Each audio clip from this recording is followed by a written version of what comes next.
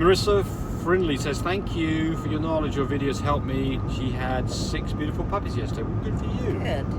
Congratulations.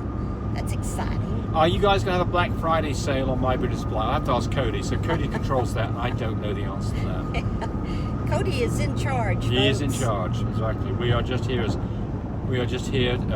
his beck and call these days. He's a busy guy. He calls the shots, and we do what we need to do for him. Okay, so let's have a look here. Tony Hill got a male standard 2-year-old poodle. He won't tie with a female.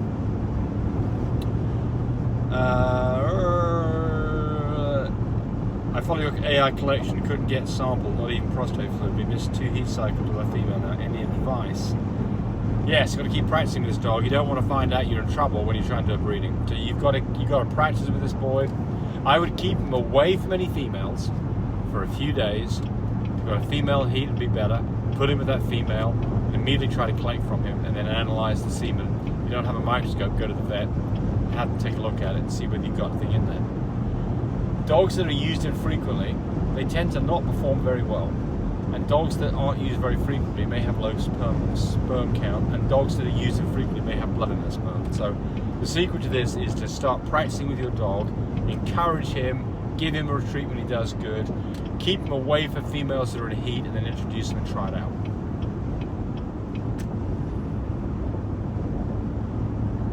Oh, Susan's talking about the corrections she spent on spelling and pronunciation.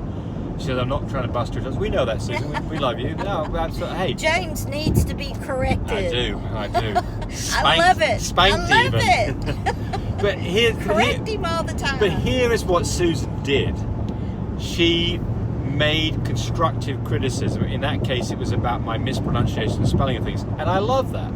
So there's we are all learning on this channel. It's not just about me telling you what to do. It's about me learning as well. And it's about me making mistakes and then somebody pointing it out so I can then correct that to the benefit of myself and everybody else. Because we definitely don't know everything. Absolutely. And look, we do not mind criticism at all. What we want is constructive criticism. Right. When it's just hateful bashing, I have no interest in that whatsoever. Yeah. Typically those people just gets blocked from the site. But I'll typically leave those things up for a little bit so other people can see what the comments are. But constructive criticism is very welcome here. Any criticism is welcome, but just don't make it mean, that's all. Yeah. People that don't have anything else better to do, that's trying to find something to do to make other people miserable. Cute Bunny, when do you start giving puppy food to mum after breeding, ? And how much puppy food do you usually give her? So when do you start giving, you give kids? I give her as much as she wants. Did she say breeding? Well, you're right about the Mama, yeah. If she's feeding her babies... When do you start feeding puppy food for a pregnant? Oh, as soon as she's AI'd. Great. You don't go with the soft puppy food. We use Life Abundance puppy food. Right. She goes off her regular adult food to puppy food. Why? Right. Because they have high protein and because we want to get some meat on her bones. Right. And if you look at the video I'm going to place tomorrow of Kit, you'll see one where we showed her being pregnant and going into potentially labour, and she looks flat and plump. She's had a puppy, so she does not look fat and plump. In fact, she looks a little skinny. Well, I'm worried about her. For 2 days, she didn't eat right before she had the baby. She looks a little skinny. Wrong turn. So high protein food is recommended. Now, we do switch to Biljack, which you can't get if you live west of the Rockies, but we do switch to Biljack, the frozen soft food. Yeah. And you'll find it in your freezer section. At Walmart and other places. But we feed that a couple of days before whelp, just because typically they start losing their appetite, right? And we give her, and then we keep her on that until basically the puppies are weaned. Well, no. Biljack is just till about 3.5 weeks, and it'll cost you anywhere from $10 to $11. Bag of 5 pounds, not cheap. Walmart will have it cheaper than your grocery store. Maybe Some $8, grocery maybe stores, $8 if you're lucky. Yeah. Oh no, those days are gone. Used to be $5. Nowadays, what is up with inflation? But anyway, so I give it to her for about 3.5 weeks because the puppies start getting in her bowl and licking it. When they do that, you want to make sure you're at home, because if you get a female that doesn't like to share her food and you catch her growling at those babies, get on to that mama for growling at those babies. And don't feed her with the puppies anymore. Right. You don't want to get a puppy Take it away from her. you know. So Pup Tammy put her out also to feed. puts cottage cheese for about the first about 4 days. 4 days? Yeah. Not before whelp, but after whelp. Give her some extra calcium. Don't go overboard with it because you'll get a runny mess. Don't go overboard with it because you can mess up a calcium cycle. And don't feed her that before she has her C-section or whelp. How are we doing here? We're doing good. Congrats on your litter. What should I price my stud at? He is a lilac that carries testable and cream, double intensity, no brindle, no pied. So if you look at our dogs, a dog like that is being studied for around $300 to $3,500. Maybe we might be a bit more because it's got the testable chocolate in it as well. So what should you start out at? Well, I think that my general advice is that I think that your stud fee should be about 10% of the value of the litter that you expect he on average will produce. So that's what I'd recommend. I'm doing a Yui. Okay.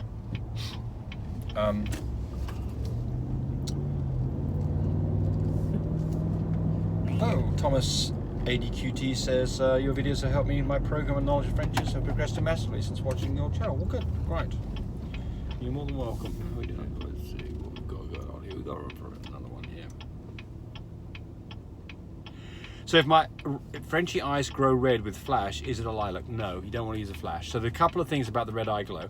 Flash, off the table. That's not going to give you any good at all.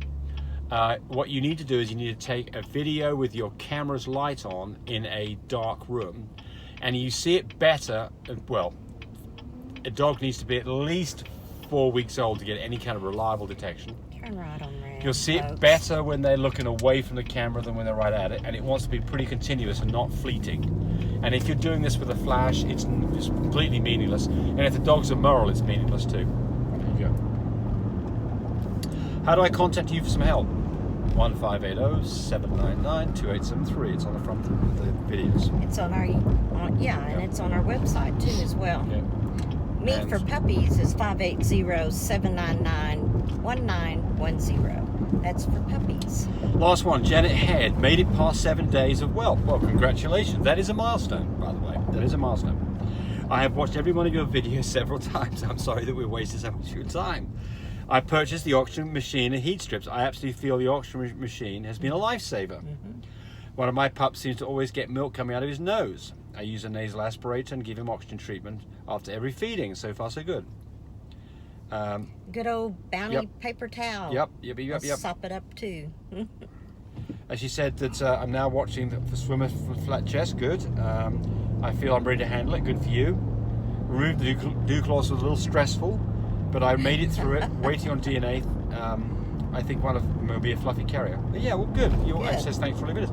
Well, yeah, absolutely wonderful. Good for you. You know, Good job. Good job, exactly. And you Pat know, yourself on the back. this is the difference between having puppies that don't make it and puppies that are 7 days are doing good. So. And people that are educating themselves along with finding it. Yes, and look, you know, good things to happen to those people who plan. So you have, yep, exactly. You have to. You can't wait a week before and start ordering stuff and expect it to. Well, that's another thing. Be all in place and working and everything go perfect. You need to do this a month, 2 weeks prior to when Mama's fixing to have. Well, that brings up another thing here. So I get one of these questions every day. You know, somebody's got in trouble and they want to order an incubator or an oxygen machine or both, and they wonder how quick they can get it. The answer is they think overnight. Well, the answer is at 5 o'clock in the. In the afternoon. We do have an option on My British Supply to overnight stuff, but it's expensive. Yeah. And especially if you start living in places outside the United States, it's horrendously expensive. And when you order it at 5 o'clock, everybody's already picked up mail. Yeah, so just like Tammy said, you know, if you're going to do much of this, it just doesn't make sense. It makes sense to have this stuff on hand. I mean, if you don't need it for this litter, you'll be glad you had it for another litter. And you'll be so glad you were prepared. Well, that's the other thing. Have we lost puppies? Oh yeah, we had in the past before we had all this stuff. How did it feel? Now that we have this stuff, it's like it doesn't happen. Well, I don't say it doesn't happen, but it happens rarely. How does it feel when you lose a puppy? Oh, it's horrible. It's sad. You let Mama down. You definitely let that puppy down. You let yourself down. Yeah. And you ask yourself over and over again, what did I do wrong? Could Yes. I have done something different? And the answer is, in most of these cases, you could have done something different, and it needs to be a learning experience. And so that's why I'm bringing this up. So I parked there. I guess Everybody else has. Yeah, that's the only reason why not. So anyway, our advice would be is to plan ahead and get this stuff 10 days before your litter's due, so that you don't have to pay silly shipping prices, because that doesn't do anybody any good. And also, here's the other part about it: it lets you get it set up and be prepared, and not be rushing around trying to get this done the day that the C-section may happen. And the C-section may happen early. Anyway, there we go. Thanks for watching, everybody. Bye. Hey, thanks for watching the video. I really appreciate people who subscribe to me. It helps me, encourage me to do more of these videos. But do remember, disclaimer here, I am not a vet. I'm not a licensed medical professional. I'm purely a person who's been breeding dogs for the last couple of decades. Any information that you got from this video, use at your own risk. There's nothing implied here, and certainly this should not be used as a substitute for advice from your veterinarian or your medical professional. I hope you enjoyed the video. Come back for more of them. Bye.